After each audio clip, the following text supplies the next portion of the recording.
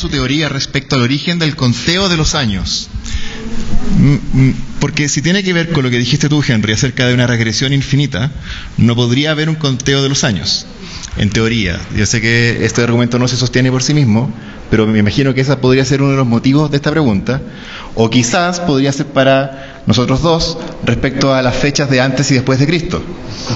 Si tiene que ver con eso, les digo al tiro que es tan arbitrario como el año, el calendario chino, que tiene otros años, o el calendario islámico, que se mide desde la llegada a Medina, o el calendario hebreo, que se mide supuestamente desde Adán y Eva. Así que el hecho de que habitualmente se use antes y después de Cristo no tiene ninguna relevancia. Lo que sí es que en ámbito científico se prefiere hablar de antes y después de la era común, para no ponerle tintes teológicos al calendario. Ahora, no sé, Henry. ¿Cuál es la pregunta? ¿Cuál sería su teoría respecto al origen del conteo de los años? ¿Se refiere al origen del tiempo? Bueno, la regresión infinita, en el sentido que dice que hay una regresión infinita. Cuando yo hablé de la regresión infinita, hablé de la regresión infinita en las explicaciones, en la cadena de causas y efectos. No sé, bueno, evidentemente la causa es anterior al efecto en el tiempo, en la línea de tiempo. Y si hay un origen en el conteo de los años, la verdad que no le encuentro una relación con el ad infinitum, tal vez más con el origen del tiempo que se daría en el Big Bang. Al menos el tiempo físico tiene su origen en la singularidad del Big Bang, pero la teoría del multiverso extrapola, extiende el concepto de tiempo hacia el átomo, hacia afuera del universo, ¿no? Es del universo real. Entonces, si es cierto que hay que se extrapola, que se extiende el concepto de tiempo, entonces no habría un inicio en el tiempo, porque los universos se sucederían infinitamente hacia atrás, entre comillas. No había eso es lo que dice la teoría del multiverso, de que la causa de este universo es otro multiverso, y la causa de ese multiverso es otro multiverso, y la de ese multiverso otro y otro y otro y otro, y puede regresionarse infinitamente. Eso no viola las leyes de la física. Claro. Bueno, no violaría. Claro, quizá una forma de sintetizar lo que tú mismo dijiste es que no viola las leyes de la física. Puede quizás violar nuestra lógica cerebral como primates terrestres y nos puede ser inconcebible para nosotros, pero en el estricto rigor eso no es imposible desde el punto de vista de la física. No sería imposible en la teoría del multiverso, porque claro, esa es la esencia de la teoría del multiverso, la regresión infinita. ¿No interesa? ¿Para ti? A ver. Bueno, preguntan, ¿qué sabemos de los otros mesías? Bar Kokhba, Apolonio de Tiana, Simón el Mago, etcétera. Bueno, en realidad hay muy poca documentación. De estos tres que están mencionados aquí, de quien hay definitivamente más datos es de Bar Kokhba, ¿no? Bueno, para esto habría que hacer una pequeña mención a lo que es el concepto del Mesías, ¿no? El concepto del Mesías, digamos, unos pocos siglos antes de la era común, era básicamente una persona distinguida por Dios, ¿no? Era, digamos, alguien seleccionado, alguien bendecido, ¿no? Un elegido, pero con esta constante situación de sojuzgamiento del territorio de Israel, ¿no? Y todo ese territorio era un área de paso, pues, ¿no? Estaba entre el imperio persa y entre el imperio egipcio. Entonces todo el mundo pasaba por ahí, les pegaba, los pisoteaba, los esclavizaba, ¿no? Y esos constantes reveses y golpes históricos, bueno, uno que empezaron a otorgar una conciencia histórica, pero en el lado, digamos, ideológico, empezaron a influir sobre el concepto de ese personaje llamado Mesías, ¿no? Que de un un personaje básicamente religioso, empezó a convertirse en un personaje de corte militar, ¿no? Entonces, a medida que ¿y qué es lo que genera ese trauma mayor en la sociedad israelita? Es que cuando se rompe el imperio de Alejandro Magno y los generales se lo dividen y quedan los Ptolomeos a cargo de Egipto, los Seleucidas por la parte de Israel y Siria, ¿no? Llega a darse una rebelión, ¿no? La de los Macabeos, y logran expulsar, ¿no? Por más o menos un siglo, ¿no? Logran vivir independientemente hasta que llega el Imperio Romano, que es una aplanadora. Entonces, a partir de ahí, todo este sentimiento independentista se exacerba, ¿no? El Mesías empieza a tener más y más preponderancia. Y hubo muchos judíos que querían ser el Mesías. Bar Kokhba fue el que lideró una rebelión, que es la segunda gran rebelión con los romanos, porque antes había habido intentos, había habido Judas de Gamala probablemente, o que en el año 6 había habido la gran rebelión de los sicarios en el año 66, que fue la que motivó que Tito llegara al año 70 con 4 legiones, ¿no? Aplastara Jerusalén, destruyera el templo y con ello terminara la religión judía, que era el sistema de sacrificios y peregrinación al templo. Pero si bien los romanos estaban pues molestos con los judíos porque no entendían, eran uno de los pueblos que más tenían exigencias, ¿no? Y ya la rebelión de Bar Kokhba, que militarmente estaba a punto también de derrotar a los romanos, y en la batalla definitiva pierde y muere, ¿no? Esto ya es en el año 130, y eso lleva a la destrucción, ¿no?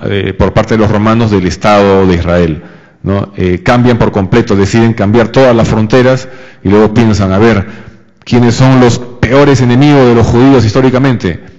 Los filisteos. Ah, listo, este territorio se va a llamar Palestina, ¿no? Porque Palestina viene de filisteo, ¿no? Para fastidiar a los judíos, no le ponen ese nombre a ese territorio. Entonces, quizás este es el único Mesías, ¿no? Más documentado, porque Apolonio de Tiana fue alguien que tuvo una vida muy similar a la de Jesús, murió aproximadamente el año 90 y tantos, y su única biografía la escribió un tal Flavio Filóstrato, y es una biografía repleta de estos quiasmos y figuras literarias, de modo que es una biografía que es un poco legendaria, no se puede considerar tan histórica. De Simón el Mago, que se le menciona en los Hechos de los Apóstoles como el rival de Pablo de Tarso. Pero este teólogo que lo mencioné en la charla, Hermann Detering, tiene una teoría muy interesante, ¿no? Él tiene un libro que se llama El Pablo falsificado.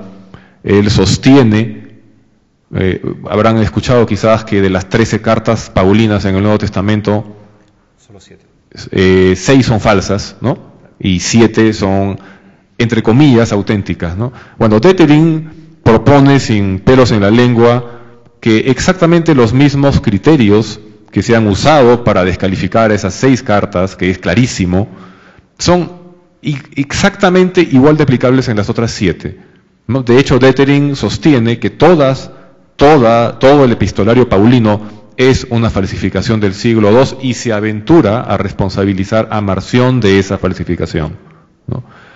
Para él, todo lo que está en las cartas paulinas es imposible de ser aplicado en el siglo I. Y es más, Detering piensa que Simón el Mago es ese predicador itinerante original, que Pablo de Tarso es un invento de Marción para manipular la imagen del peregrino, del sabio peregrino de Simón el Mago a sus intereses, y que lo mismo hicieron los literalistas a través de este texto que es conocido como los Hechos. O sea, lamentablemente no hay documentación que permita sustentar mucho esto, ¿no? Y para terminar por mencionar a Detering tiene un artículo en el cual dice: si bien muchos sostienen que el Evangelio de Marcos habría sido escrito alrededor del año 70, porque los párrafos en que Marcos detalla, Marcos el evangelista, no tú, él detalla el caos y destrucción. Decían, esto es pues la destrucción del segundo templo. Detering dice, no, esta clase de caos correspondería más a la destrucción post-Bar Kokhba. Por lo tanto, el Evangelio de Marcos habría sido escrito por el año 130 y tantos o 140. Y eso es algo que también que es un tremendo tema de polémica, ¿no? Claro, más allá del hecho de que puedan haber hipótesis más aventuradas que digan que las fechas están altamente más adelante o que quizás todas las epístolas paulinas puedan ser falsas o seudónimas, no hace falta que sean seudónimas. Las que se consideran reales, que son solo 7, no dicen nada específico acerca de Jesús, y Pablo no conoció nunca en persona a Jesús. Lo que sabemos de la persona que escribió esas cartas, si es que realmente fue Pablo, aunque las haya escrito realmente en la fecha supuesta, que es cerca del 54 al 60, no nos dice nada especial. Dice que él era un judío y tuvo una experiencia mística personal con características de alteraciones de la personalidad que se ven hoy en día en pacientes con trastornos de la personalidad, como decía mi colega hace unos días atrás, Gustavo Valderrama, que no podía ver por una crisis conversiva, que tuvo experiencias sensoriales de tipo psicológico y que después de eso no aporta en sus cartas ningún dato histórico. Solamente dice que él cree que Jesús resucitó, no dice si fue un personaje que haya vivido en Israel, no dice si que haya sido un personaje que haya resucitado simbólicamente en algún reino celestial, no dice nada de eso. O sea, aunque sean realmente epístolas paulinas, no le da ni le quita historicidad. Y en sentido igual Marcos también, aunque sea fuera de verdad, según algunas hipótesis más vanguardistas. Sí, más vanguardistas, un poco más inusuales. Si es que realmente fueran todos documentos del siglo II en adelante, o como esa otra opinión, como que los hubiera compuesto Constantino, no hace falta. Aunque sean del año 70 o posterior al 70, igual no nos dicen nada, son décadas después y el texto claramente es una composición literaria. Y ser de año 70 significa que igual está escrito 40 años después de los eventos. Y más encima la estructura, el hecho de que Jesús haga todo de forma asimétrica y elija ir a todos los lugares en un orden preciso, le quita todo rasgo de historicidad. Como dije, puede ser que haya existido algún Jesús, perfectamente. Flavio Josefo también nos cuenta de varios pseudo-mesías. Está en los celotes, había uno que se llamaba el egipcio, habían varios, y lo que pasaba era que los mataban. Y esos movimientos no todos desaparecían, incluso Juan Bautista, que murió, después hasta el siglo III sabemos que habían seguidores de Juan Bautista que todavía pensaban que él era el Mesías. Entonces el hecho de que hayan pensado que Jesús fue el Mesías, o que haya resucitado, o que no haya resucitado físicamente, sino que haya resucitado espiritualmente, no nos quita nada. Simplemente dice que había cristianos, es lo único que nos aporta. Solo quiero aportar un dato. El motivo por el cual yo pregunto por esos otros mesías es porque efectivamente Apolonio de Tiana se aparece en textos históricos. Sí. Y hay muchos otros supuestos mesías a quienes se les adjudican supuestos hechos así. Por supuesto. Igual que Jesús. Por supuesto. Que nos habla de la falsedad del personaje de Cristo. Por supuesto, y de hecho todos los elementos propios de la historia de Jesús, no existen elementos que sean realmente originales. Todos los elementos que hace Jesús o que dice Jesús son una forma de demostrar que Él era la encarnación de todas las figuras mesiánicas previas que están en la misma Biblia. Por ejemplo, en el libro de Zacarías está el otro Jesús famoso, Jesús hijo de Josadac, que la Biblia sale cómodamente traducido como Josué, no como Jesús, siendo que el nombre es el mismo. Jesús, hijo de Josadac, aparece en el libro de Zacarías. En el Antiguo Testamento aparece simbólicamente muerto ante el arcángel y ante un demonio, como en un juicio post-mortem, y se aparece la voz divina y dice, no, a él no, porque él es mi elegido, y le cambia la ropa, y lo restablece como sacerdote, y lo devuelve y dice, este es mi Mesías.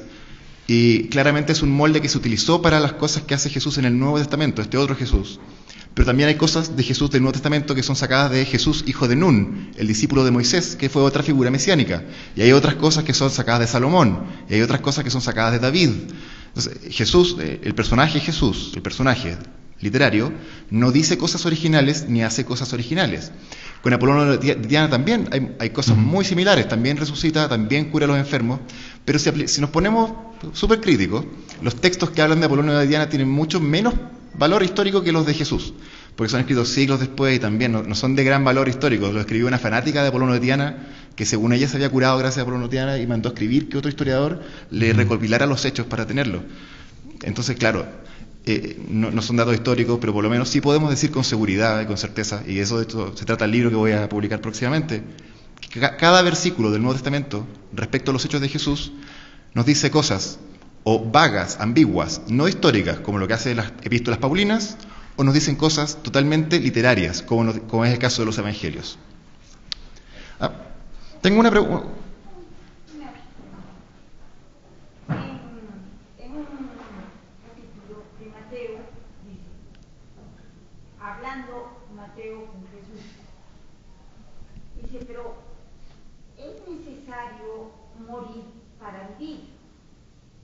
Pero, maestro, ¿cómo vamos a volver a vivir? ¿Quiere decir que vamos a regresar al vientre? Sí, ese es el diálogo con Nicodemo, es de Juan. Exacto, capítulo 3. Eso es el diálogo con Nicodemo.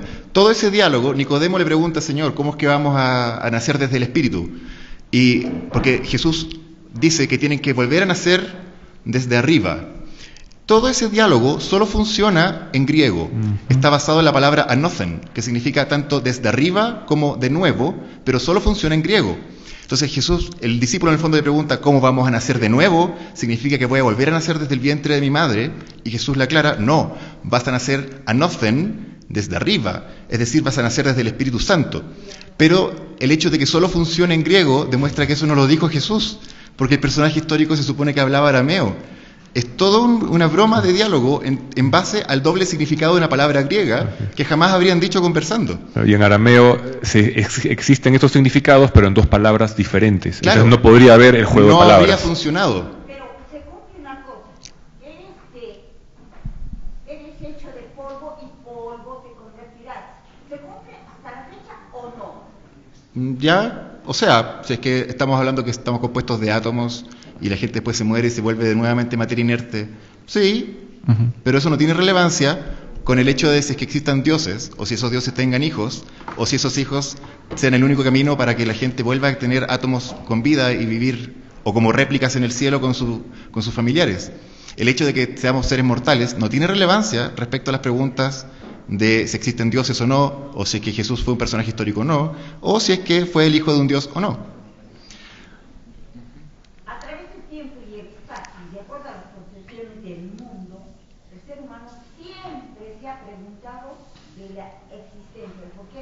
Por supuesto.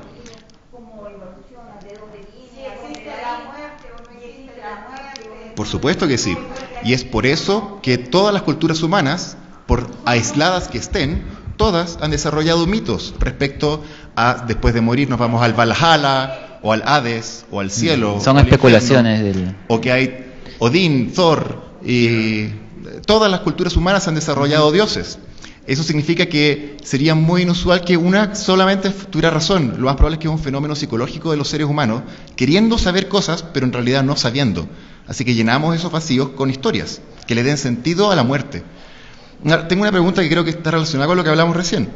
Y con esta yo creo que podríamos estar terminando. Es muy interesante. Me dicen, ¿por qué ciertos hechos parecen ser adivinanzas hacia el futuro? Que parecen ser adivinanzas hacia el futuro, se hacen realidad, o al menos se acercan a la realidad, con lo que dice la Biblia realmente. ¿Es una invención del hombre? Yo creo que esta pregunta se refiere como a las profecías bíblicas. Y me gustaría responderla porque esta me la hicieron hace un tiempo atrás y me quedo dando vuelta mucho. Y creo que una de las mejores formas de responderla es con la profecía estelar de la Biblia, la que todos sacan a relucir siempre, que es la creación del Estado de Israel. Y todos dicen, bueno, este es el cumplimiento de la profecía de la restauración del Estado de Israel. Lo que las personas habitualmente no mencionan es dónde exactamente es que está esa profecía. La respuesta es que está por lo menos en 5 partes de la Biblia. Y en esas 5 partes de la Biblia están separadas por siglos. La primera parte donde aparece es al comienzo de Isaías, cuando llegan los asirios. Y en el comienzo del libro de Isaías dice, no, pero no se preocupen si esto va a pasar. Y después de esto Israel va a ser restaurada. Y efectivamente cayó el imperio asirio, Israel alcanzó a ser restaurada, pero rápidamente después llegaron los babilonios. Entonces después le añadieron nuevos libros al libro de Isaías. Y Isaías de la mitad en adelante no es del mismo autor, está compuesto por otro autor, y empiezan a hablar de los babilonios ahora. No se preocupen, cuando caigan los babilonios, Yahweh nos va a salvar y se va a restaurar el Estado de Israel. Y cayeron los babilonios, y dice que ese es el momento. El problema es que después llegaron los persas.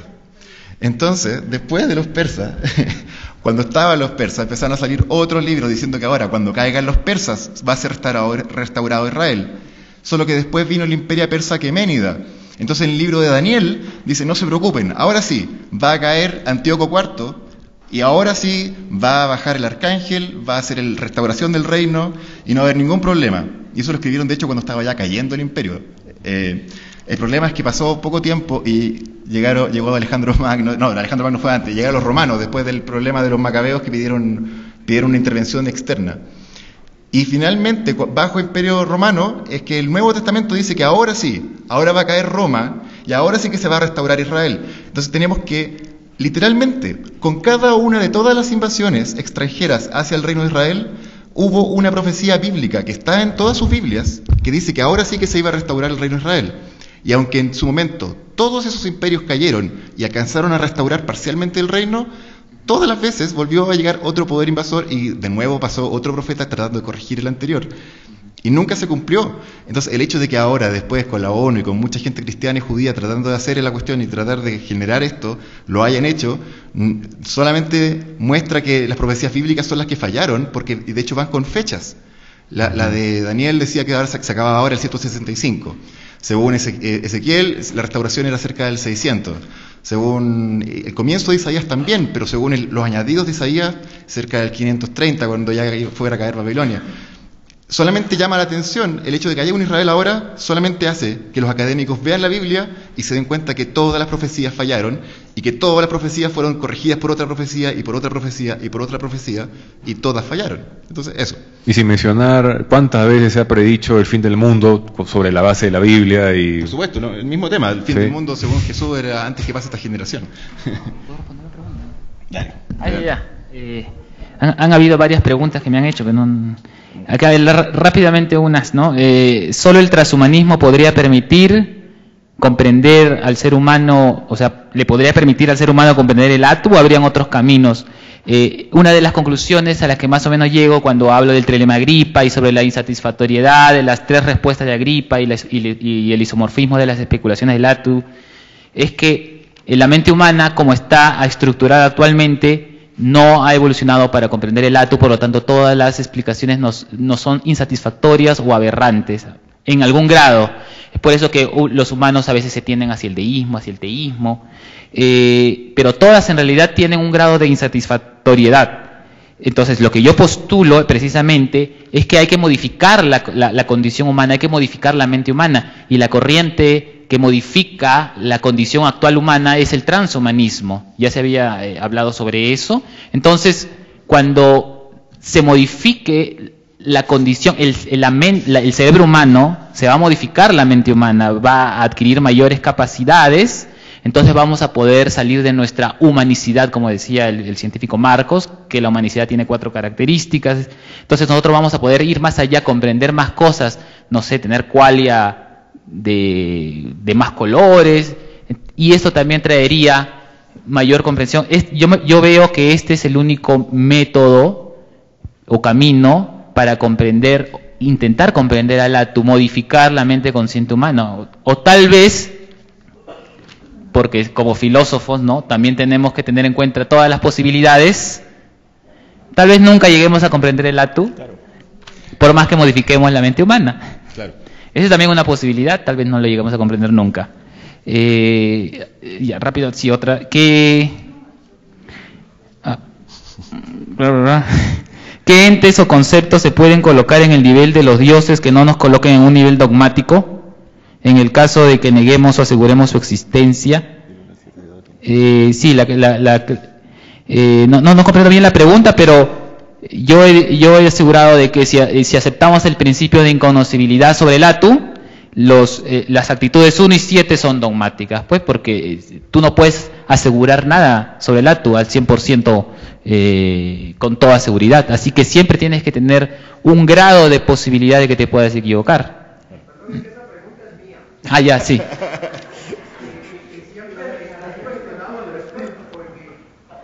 Colocamos a los dioses como, o sea, les damos demasiada importancia, demasiada relevancia. Sí. Y resulta que no lo podemos negar rotundamente y tampoco podemos asegurar su existencia rotundamente.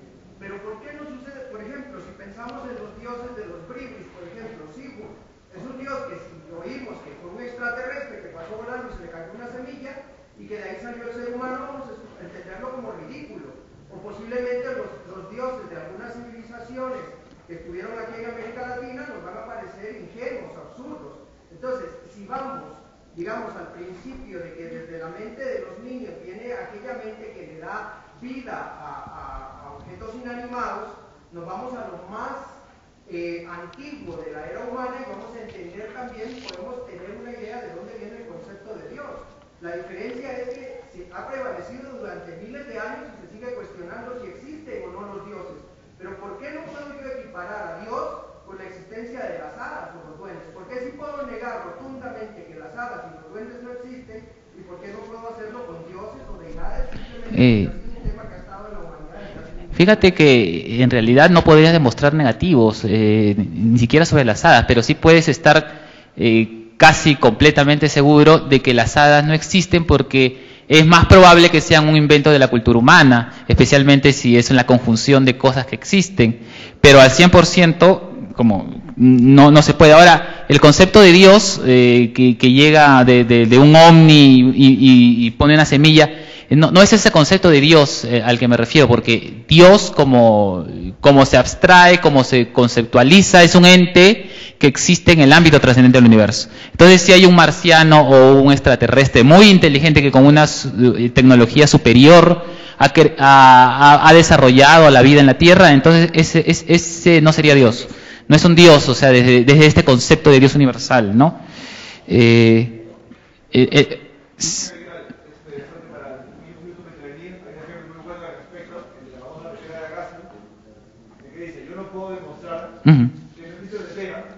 está dando vueltas en torno a Saturno. Es absurda, ¿no? Una tetera humana, una tetera de ti, que ha llegado al entorno de Saturno y está dando vueltas ahí. Y es absurda, pero ahora no puedo demostrar que no está ahí. En efecto. Sí, la tetera de Bertrand Russell. Otro ejemplo que se puede dar para que sea más tangible. Es como pie grande. Yo no creo en pie grande, pero yo no he caminado por todas las junglas y selvas del planeta para demostrar que no existe pie grande en todas las junglas y selvas del planeta. Entonces, en ese sentido, yo soy pie grandista, como soy ateísta, pero también soy un agnosti pie grandista. No declaro saber a ciencia cierta que no existe, solamente digo que como no hay nada de evidencia y me huele a cuento mitológico, yo no lo creo. Yo no veo que sea tan distinto el tema de las hadas con los dioses. Yo creo que es distinto saber que creer. Yo no creo en hadas y tampoco creo en dioses, pero yo no declaro estar seguro y haber recorrido cada caverna del mundo y saber que no existe ninguna hada. Simplemente no les doy el mismo peso que el Santa Claus. No, porque no hay nada de evidencia. Y si hay evidencia, en buena hora, en ese momento las voy a creer. Pero no me voy a cerrar de antemano, no hace falta. Porque son entes que son tan etéreos, invisibles y no tienen ninguna influencia en nuestro mundo que lo puedo tratar como si no existiesen. Eso que, bueno, recién acaba de comentar y que vos viste una respuesta, no es el principio de la carga de la prueba. Claro. O sea, el que afirma es el que tiene que probar. Exactamente, onus probandi. Onus probandi. El que dice la cosa extraña, inusual, es el encargado de proveer la evidencia. Si no me la da, yo no tengo por qué creerle. Eso se resume. Sí, ahí atrás está. Sí. Una preguntita. Perdón. Dos preguntas de toda la exposición. La primera, si dicen que Dios no existe, porque en realidad creo que este personaje, bueno, Cristo no sí existe, pero hay diferentes versiones. Muchos lo dicen Mahoma, los árabes, los israelitas. Incluso se dice que hay el Cristo de la India, que está enterrado actualmente en Cachemira. Ahora, ese es un verdadero Cristo, es otra versión. Y quisiera saber qué me dice, sabe sobre el primer israelita que puso sobre Mateo. En el 2010, y esto ya es científico, se encontraron los manuscritos del Mar Muerto. No. Ahorita están en el que está entendido. No. Y se encontró mayormente unos manuscritos con una edad muy antigua, donde sí se habla mayormente de otra versión, ¿no? Y en el No. caso, y en el caso más del libro de Enoch, que son algunos libros apócrifos, pero sí te habla de unos seres extraterrestres que no subió y habló. Entonces quisiera que si es verdad, porque ahí en los demás mundos, lo del Mar Muerto, que habla acerca de la versión de Bernabé, que es una versión muy contraria de la física. Y para el señor que habla acerca de la metafísica del universo, la siguiente pregunta, interesante hablar del universo porque Anthony Hopkins, ya, bueno, Stephen Hawking, perdón, Stephen Hawking lo había visto, ¿no? De que estaba esta teoría, él creía en la teoría del multiverso, creía que tal vez a lo que tú llamas el átomo, para mí podría ser lo que él normalmente llama el abismo o la unión de lo que es el espacio y el tiempo en el universo, ¿no? Y él inclusive dice en su teoría de que definitivamente nosotros tenemos que salir de acá, de este planeta, para poder sobrevivir y buscar otros sitios en el espacio. Lógicamente que nos iba a costar millones y millones a irnos. Y también habla también acerca de los agujeros de gusano, que es lo que él mismo dice, que se puede llegar ahí. Y la pregunta que yo te hice, porque toda esa teoría del multiverso, mayormente aproximada en el 2000, en el año 2000, en el 2010, se aparecieron muchos mitos por internet, estos viajeros en el tiempo, y hay un personaje que sí te habló, ¿no? Y te hace unos pronósticos. Si esta teoría del multiverso es cierta, se puede probar también que se puede dar, se puede decir que en esta teoría yo tengo una personalidad, que puedo tener en otro universo otra personalidad mía, pero haciendo otras cosas. Dejo de responder las primeras que dijo. Los manuscritos del Mar Muerto no son del 2010, es un hallazgo cercano a los años 70, no me acuerdo el año exacto, lo encontraron unos beduinos en unas cavernas. 47. El 47, gracias. Y en ellos son textos que no hay nada de los evangelios en los manuscritos del Mar Muerto, no hay nada al respecto. Son versiones distintas o casi muy similares a textos del Antiguo Testamento y otros textos litúrgicos relacionados con el Antiguo Testamento. No hay nada de Mateo, ni de Marcos, ni de nada de eso en los manuscritos del Mar Muerto, no hay restos de nada, pero por tiempo no vamos a seguir discutiendo esto. No hablan de Cristo, porque no tiene nada que ver con la época ni con nada de eso. Respecto al libro de Enoc, es un libro que expande sobre el mito de Génesis 6, sobre los gigantes y los nefilim, pero no aporta nada nuevo, solamente son recopilación de mitos orales. Sí. Por tiempo, sí, claro. Por tiempo. Me están avisando. Ahí. Vamos a dar un nuevo aplauso para los panelistas, por favor. Bueno. Muchísimas gracias.